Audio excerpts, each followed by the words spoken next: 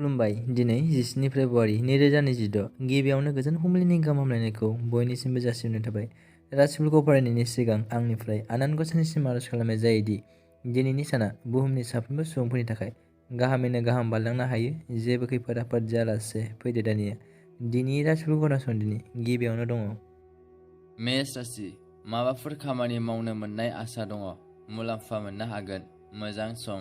मेष राशिनि खाफाल गोनां अनजिमाया 8, गाबा गोजा गाब।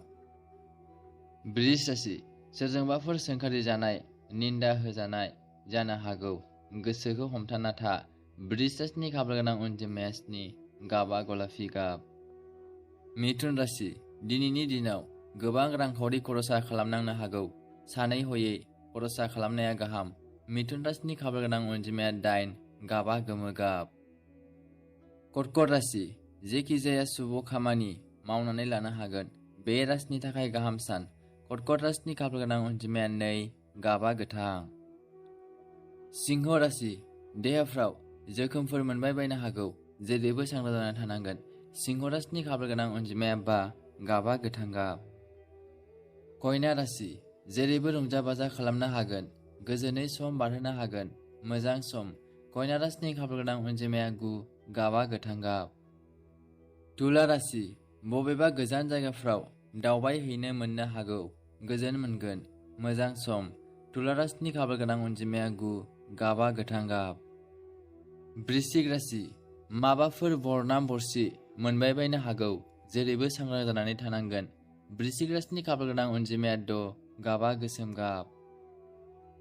धनु राशि महर मुस्रि मोजांनि थाखाय बयनिबो गोसोखौ बोनो हागोन, दिनैनि दिना मोजां सम।